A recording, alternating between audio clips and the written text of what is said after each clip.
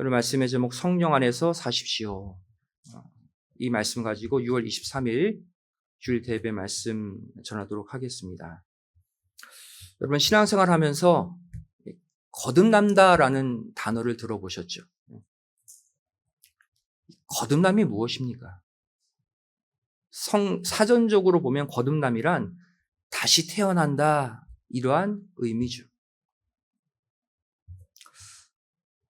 저와 여러분 모두 한 번은 어머니 뱃속에서부터 다 태어났습니다. 여기 계신 모든 성도님들 다 한 번씩 태어나신 분들이에요. 그런데 하나님을 믿고 나면 또 한 번, 또 다시 태어나야 한다는 거예요. 불신자와 성도의 차이, 불신자는 한 번 태어나서 죽지만 성도는 두 번 태어나고 천국 가는 거예요. 그럼 거듭남은 내 의지와 상관없이 순식간에 나를 바꾸어 버립니다. 그렇다면 이 거듭남을 일으키는 주체가 무엇일까요? 거듭남의 주체는 내가 아니라 오늘 말씀의 제목처럼 성령 하나님이십니다. 요한복음 3장 5절에 기록되어 있죠.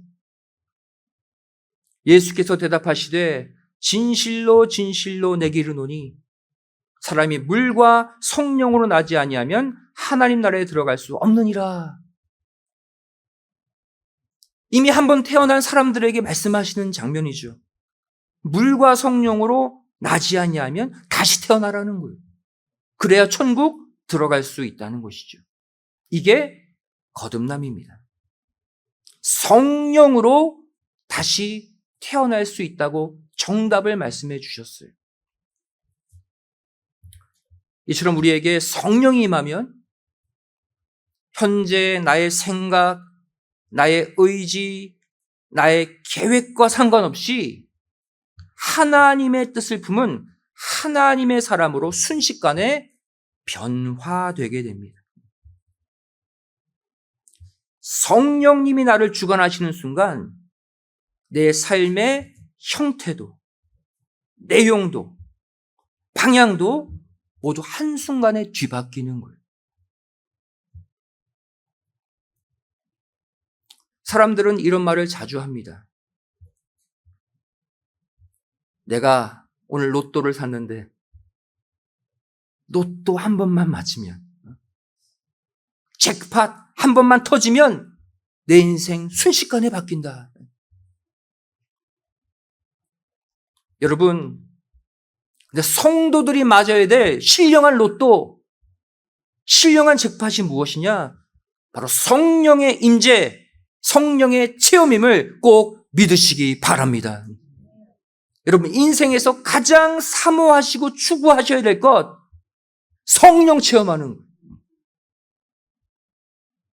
성령을 체험하면 내 뜻대로 안 되는 내 인생이 한순간에 바뀌어요. 모든 것이 달라지고 모든 것이 아름다워집니다. 여러분, 나의 가정, 나의 자녀, 나의 직장, 사업체, 성령의 빛이 한 번만 비춰주시면 다 바뀌게 되어 있어요. 다 회복되게 되어 있음 꼭 믿으시기 바랍니다. 여러분, 다른 거 신경 쓰지 마세요. 무엇만 신경 쓰세요? 성령을 보내달라고. 나도 성령 체험 한번 하게 해달라고 이것만 구하시기 바랍니다. 그러면 다른 것들은 다 바뀌고 다 채워지는 거예요. 성령 충만의 기도가, 성령을 간구하는 기도가 우리가 해야 할 가장 정확한 기도요, 가장 지혜로운 기도예요. 그렇다면 성령은 과연 어떠한 영일까요? 첫째로 성령은 진리의 영입니다. 성령을 정확히 알아야 가슴 뜨겁게 맞이하겠죠. 요한복음 16장 13절 말씀 보시면 그러하나 진리의 성령이 오시면 그가 너희를 모든 진리 가운데로 인도하시리니 그랬어요. 성령을 가리켜 무슨 성령? 진리의 성령이다. 또 고린도전서 2장 10절 말씀 보시면 성령을 이렇게 소개하고 있습니다.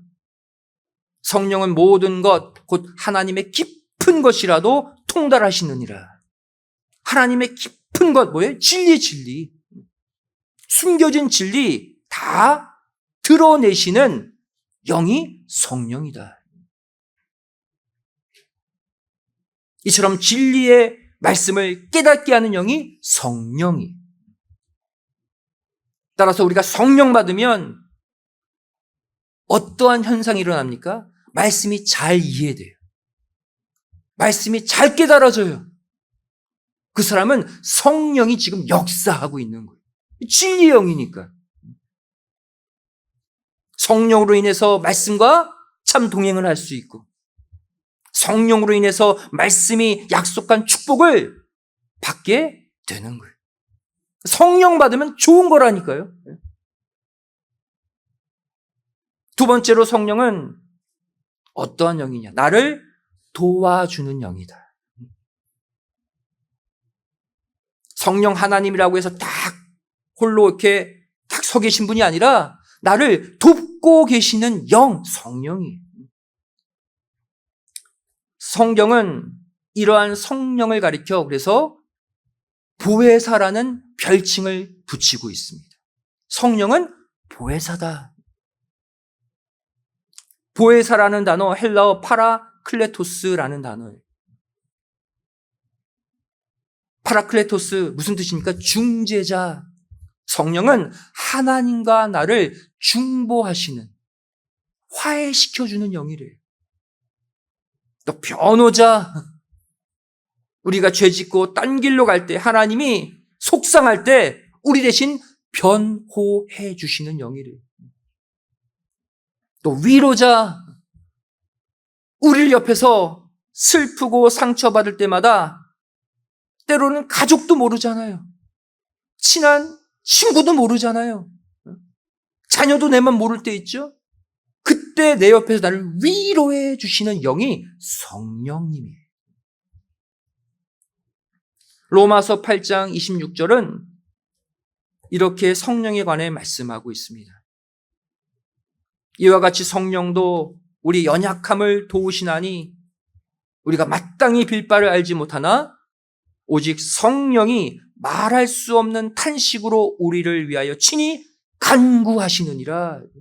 이 말씀 거짓말 아니잖아요. 성령님이 뭐 하신대요? 나를 위해 기도하고 계신대요. 나를 위해. 우리가 너무나 힘들고 상처받으면 기도도 안 나오잖아요. 기도 못하면 하나님이 도울 수가 없어요. 그때 누가 대신? 내 속에 임재해 계신 성령님이 대신 탄식하며 기도해 주신대요. 성령님의 기도를 들으시고 성부 하나님이 우리의 문제를 해결해 주시는 거예요. 이렇게 좋은 분이 어디 있습니까, 이 땅에? 여기서 탄식하다라는 단어가 나오죠. 다른 말로 하면 신음하다, 끙끙 앓다 이런 뜻이에요. 내 가족도 내가 힘들 때 나 대신 끙끙 제대로 알아주지 못하는데 성령님은 그 일을 하신대요. 또 간구하시느니라 그랬죠. 원어로 보면 중재하시느니라 이런 뜻이에요. 탄원하시느니라 이런 뜻이에요. 하나님, 저 성도 지금 너무나도 힘들고 괴로운데 기도도 못하고 있어요. 하나님, 제발 저 성도 일으켜 주세요. 그 성도를 대신해서 탄원, 중재하고 계신데. 그런데 이뿐만이 아닙니다. 우리에게는 중보자가 또 한 분 계셔요. 누굽니까? 보좌 우편에 계신 성자 예수님. 이분도 중보자로 똑같은 일을 하고 계신대요. 요한일서 2장 1절 말씀 보시면 만일 누가 죄를 범하면 아버지 앞에서 우리에게 대언자가 있으니, 대언자 파라클레토스의 보혜사 누구다? 곧 의로우신 예수 그리스도시라. 성경은 성령님도 보혜사라고 표현하고 예수님도 보혜사라고 표현하고 있어요. 보혜사가 두 분이에요. 로마서 8장 34절 말씀 보시면 예수님 보혜사가 하시는 일이 기록되어 있죠. 누가 정죄하리요? 죽으실 뿐 아니라 다시 살아나신 이는 그리스도 예수시니 그는 하나님 우편에 계신 자요 우리를 위하여 간구하시는 자신이라. 성령님과 똑같은 일을 하고 계시죠? 왜? 보혜사시기 때문에. 내 안에서는 성령님께서 나를 대신해서 탄원해 주고 계시고, 또 천상에서는 보좌 우편에서 예수님께서 또 나를 위해 간청해 주고 계시고, 이중으로 나를 위해 기도해 주고 계시면 이중으로.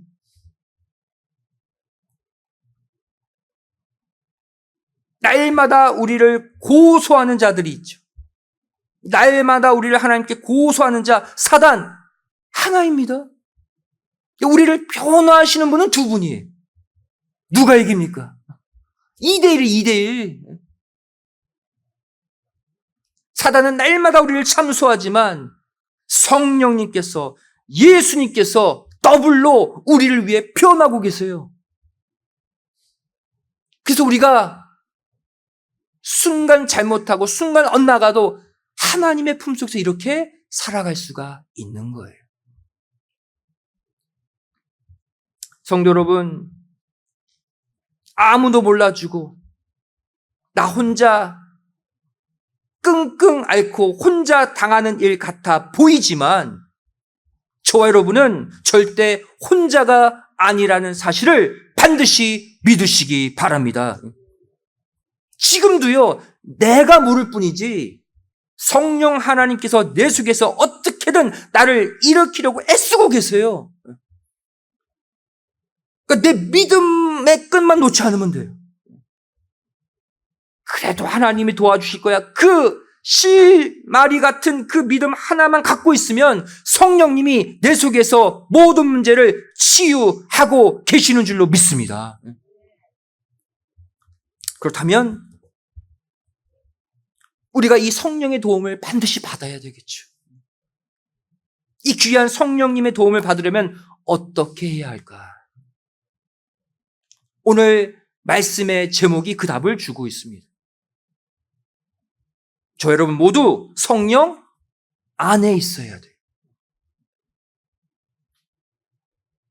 오늘 본문 로마서 14장 17절 말씀 다시 보시면 오직 성령 안에서만이 의와 평강과 희락이라 말씀하고 있죠. 오직의 오직.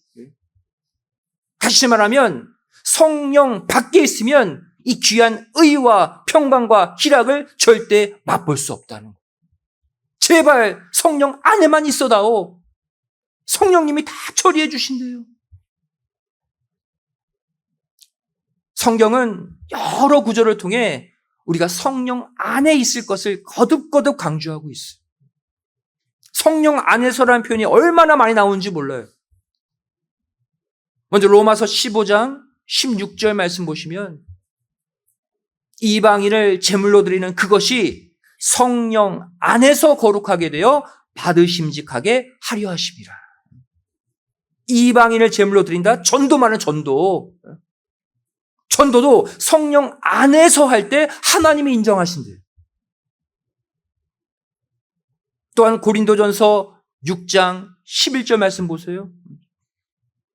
우리 하나님의 성령 안에서 씻음과 거룩함과 의롭다 하심을 얻었느니라. 반드시 우리가 죄를 씻는 씻음, 거룩함, 의롭다 하심을 얻어야 되는데 이것도 성령 안에서만 가능하다. 또 에베소서 2장 18절 말씀 보세요. 한 성령 안에서 아버지께 나아감을 얻게 하려 하심이라. 궁극적으로 우리 모두 아버지 하나님 품으로 돌아가야 되거든요. 성부 하나님께 나아가게 하는 것도 성령 안에서. 에베소서 2장 22절 말씀, 너희도 성령 안에서 하나님의 거하실 처소가 되라. 우리 각자의 마음이 하나님의 성전되어야 하는 건데 이것도 성령 안에서만 가능해져. 성령의 전이 돼요. 또 에베소서 4장 30절 말씀,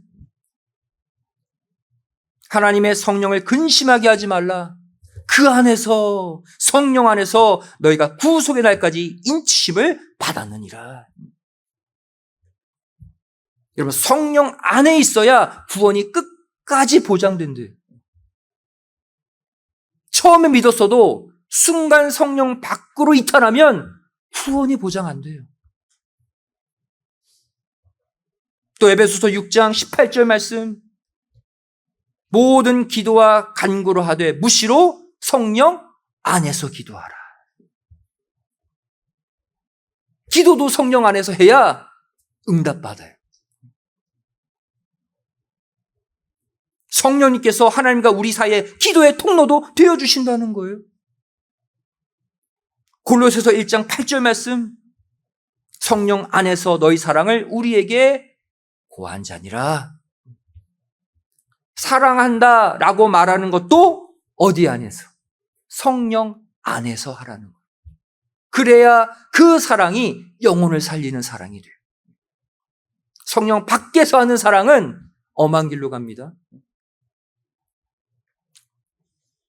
성도 여러분, 한마디로 말하면 우리 힘으로는 작은 일 하나도 온전히 해낼 수 없다는 거예요. 이게 성경의 결론이에요.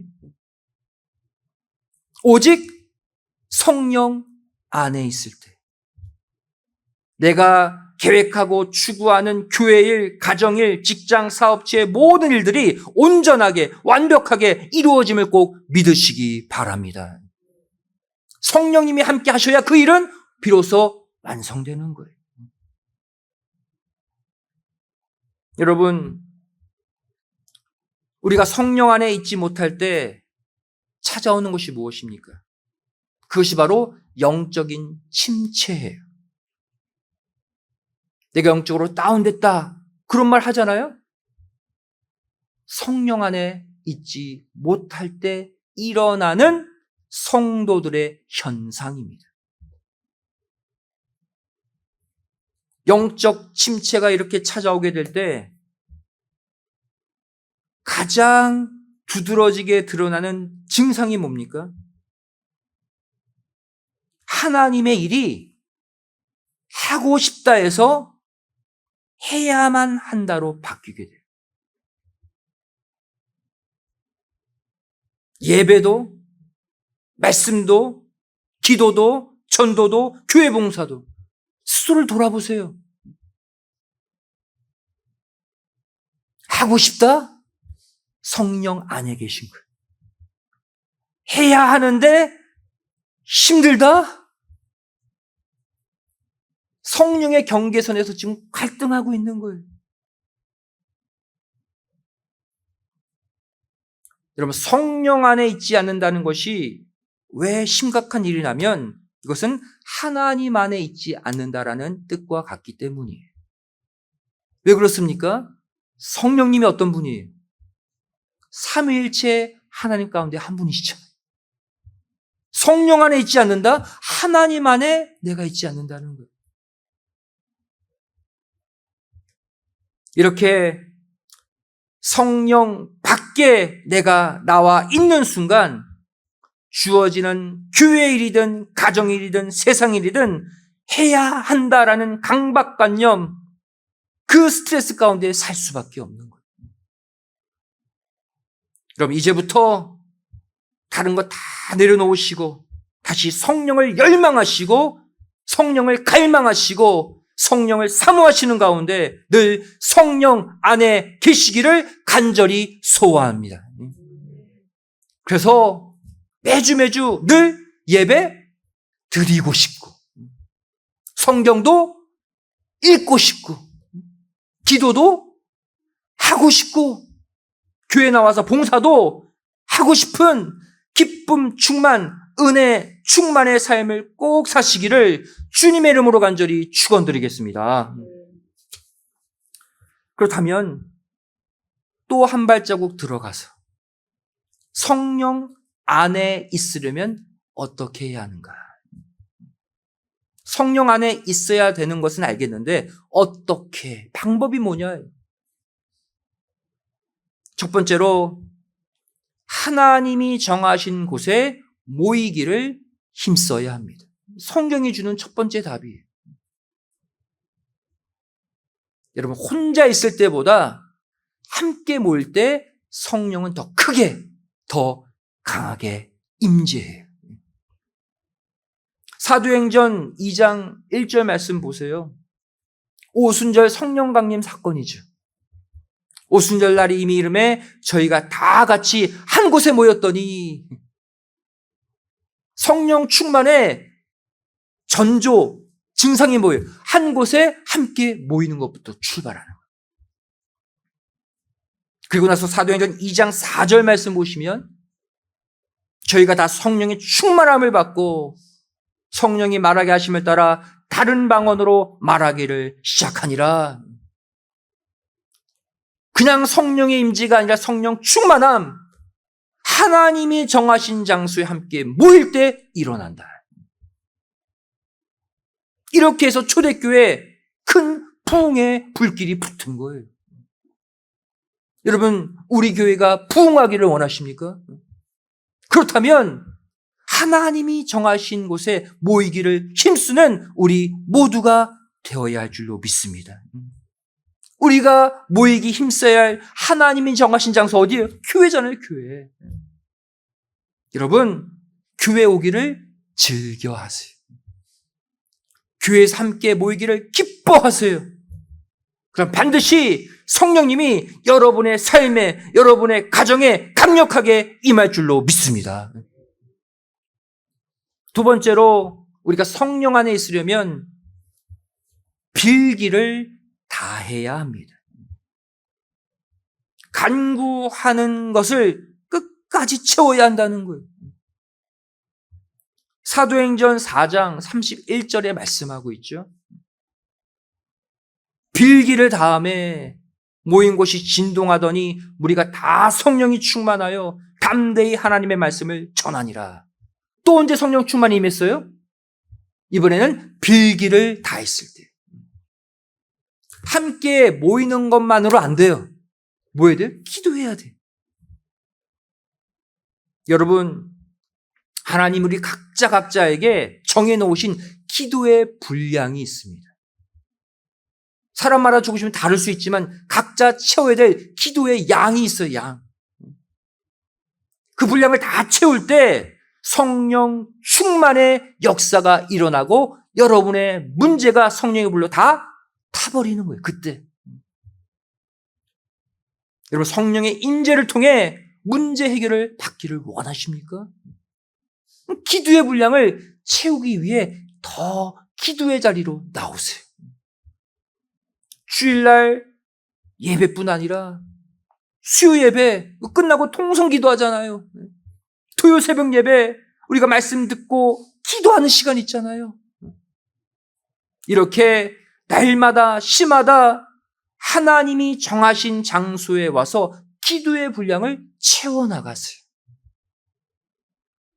여러분, 하나님은요, 사랑의 하나님이시지만 동시에 공평하신 하나님이세요. 공정하신 하나님이세요. 기도에 우리가 더 열심을 내고 기도의 분량을 더 채워나갈 때 당연히 성령 하나님도 그 사람에게 더 강하게 역사하시는 거예요. 한번 해보세요. 내가 해결하지 못할 문제 성령의 불이 다 태워달라고 성령 충만함으로 이 땅의 문제를 해결받으시기를 주님의 이름으로 축원드리겠습니다. 우리가 그러한 능력 있는 삶을 이제 살아야죠. 세 번째로 우리가 성령 안에 있으려면 남에게 칭찬받는 착한 사람들이 되어야 합니다. 하나님과 나와의 관계도 중요하지만 성령 받으려면 사람들과의 관계도 성령이 임하는데 작용한대요. 사도행전 6장 3절 말씀 보시면 형제들아 너희 가운데서 성령과 지혜가 충만하여 칭찬 듣는 사람 7을 택하라. 우리가 이 일을 저에게 맡기고 그랬죠. 성령과 지혜가 충만해서 칭찬을 듣는 사람이다. 이렇게 해서 7 집사가 뽑혔잖아요. 그 중에 한 명이 누구예요? 스데반 집사. 성령 충만함으로 말씀 증거하다가 순교했죠. 성령 충만한 자들의 공통된 특징, 다른 사람에게서도 칭찬을 받는 사람들이에요. 삶의 모범이 된다는 것이죠. 또 사도행전 11장 24절 말씀 보시면 바나바는 착한 사람이요 그랬어요. 성령과 믿음이 충만한 자라 이에 큰 무리가 죽게 더하더라. 성령의 역사의 결론은 부흥이에요. 영혼들이 모여요. 바나바를 가리켜서 성령과 믿음이 충만한 자인데 착한 사람이었다. 여러분 성령도 착한 사람 좋아해요. 칭찬받는 사람 좋아해요. 그리고 그 사람에게 강력하게 임하는 거예요. 성도 여러분, 결국 우리가 이 땅에서 받아야 될 진정한 축복이 무엇일까요? 여러분, 세상 사람들이 생각하는 축복과 하나님 믿는 성도들이 생각하는 축복이 같아서는 안 돼요. 모두가 추구하는 물질, 편안하고 안락한 환경, 여러분 그것은 진정한 축복이 아닙니다. 바로 우리가 받아야 될 참 축복, 하나님과 가까워지는 거예요. 더 나아가서 하나님과 완전히 하나가 되는 거예요. 여러분 아무리 많은 물질도 아무리 편안한 환경, 상황도 나에게 완전한 만족과 기쁨을 주지 못합니다. 하나님 믿지 않는 세상 부자들 보세요. 그들이 행복합니까? 행복하지 않아요. 늘 부족하고 불평해요. 하나님이라는 빈자리가 완벽하게 채워질 때 그때 진정한 행복이 찾아오고 영원한 축복을 맛보게 될 줄로 믿습니다. 그 은혜가 우리에게 있어야 돼요. 그래야 사도 바울처럼 어떠한 환경에 처하든 자족하는 신앙이 되는 거예요. 왜? 하나님이 내 속에 꽉 차 계시기 때문에 다른 건 괜찮은 거예요. 여러분, 심지어 우리보다 믿음의 발걸음을 먼저 걸었던 믿음의 선진들도 이것을 뒤늦게 깨닫고 고백했어요. 여러분 구약 성경에 여러 선지자 가운데 하박국 선지자가 있죠. 이 하박국 선지자는 처음에는 하나님 믿지 않은 악인들의 형통함을 보고 화를 냈어요. 분통 터져 했어요. 안 믿는 사람들은 이렇게 어렵게 사는데 의인들을 핍박하는 악인들은 왜 이렇게 잘 삽니까? 하나님? 이게 공정한 것입니까? 하나님께 따졌어요. 하지만 나중에 그가 깨달은 것이 무엇입니까? 하박국 3장 17절, 18절이죠. 비록 무화과 나무가 무성치 못하며 포도나무에 열매가 없으며 감람나무에 소출이 없으며 밭에 식물이 없으며 우리의 양이 없으며 외양간에 소가 없을지라도 세상적 관점으로서는 망한 거예요.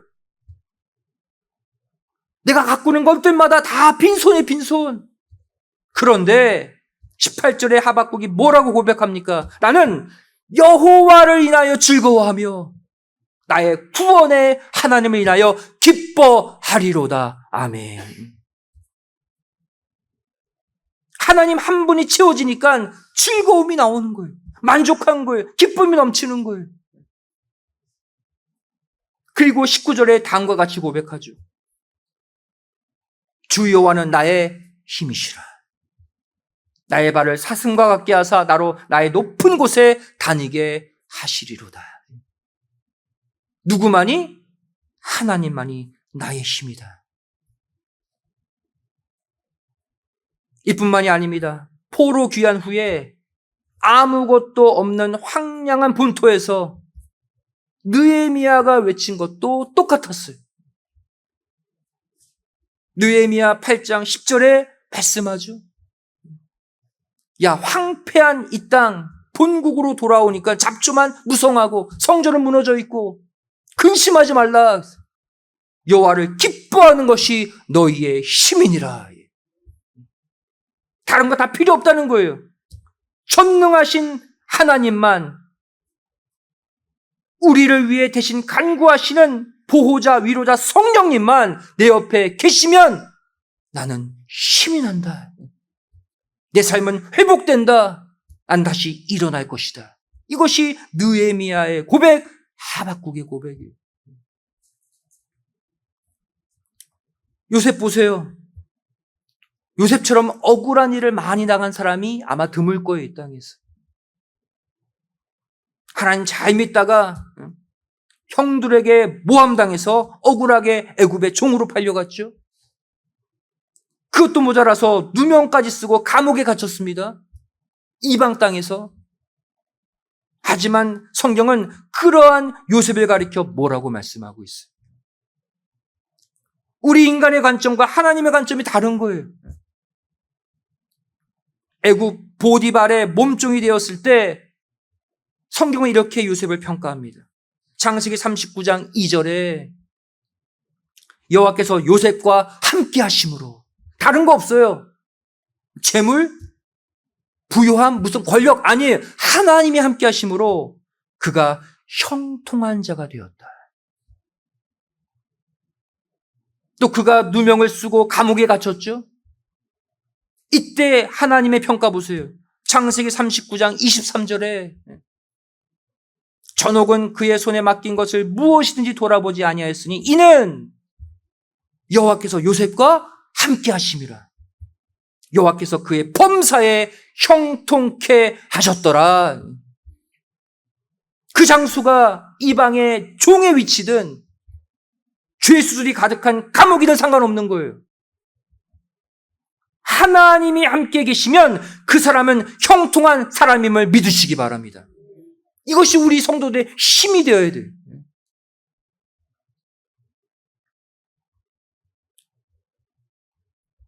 이제 2024년 하반기를 출발합니다.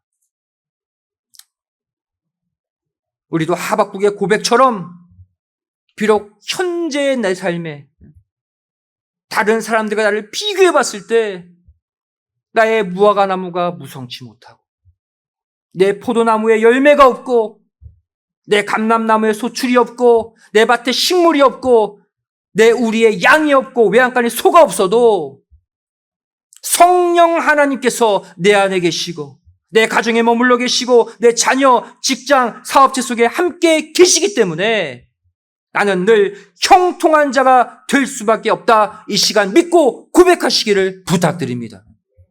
믿고 고백하면 형통하게 해주시는 분도 성령 하나님이세요. 여러분, 세상적 관점으로 나를 보지 마시고 하나님의 관점, 성경의 관점으로 나를 보세요. 그러면 절대적 소망뿐입니다.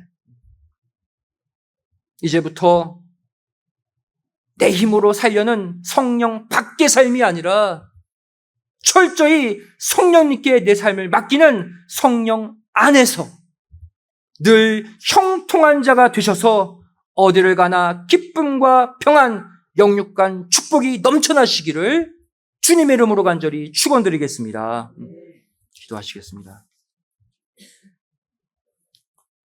사랑하신 아버지 하나님,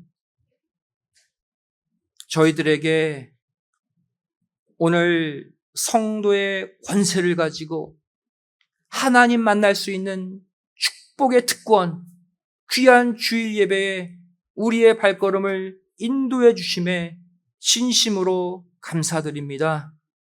아버지 하나님, 저를 하박국 선지자와 같이 또 요셉과 같이 때로는 살면서 억울한 일을 당하고 내 밭에 나의 우리에 아무런 소득이 없어 보이는 상황이 된다 할지라도 보이지 않는 하나님께서, 보이지 않는 성령님께서 내 안에 계심을 믿고 기뻐할 수 있는 영안을 열고 사는 우리 성도들이 되게 하여 주시옵소서. 아버지 하나님은 전능하신 우리의 아버지십니다. 한순간에 잃어버린 모든 것을 되찾게 하시는 하나님이시오니 성령 안에 있음으로, 하나님 안에 있음으로, 예수님 안에 있음으로 내가 기뻐하고 만족하고 그 하나님으로 힘을 얻는 남은 하반기의 삶을 살게 하여 주시옵소서. 내일부터 다시 세상을 향해 나갑니다. 성령 안에 있는 우리를 지켜주시고 성령 안에 있는 내 가정, 성령 안에 있는 내 자녀, 성령 안에 있는 내 직장, 사업체가 될 때 아버지 하나님의 무궁한 평강을 누리는 앞으로의 삶이 되게 하여 주시옵소서. 간절히 믿고 바라오며 예수님의 이름으로 기도드리옵나이다. 아멘. 하나님 영광 드리겠습니다.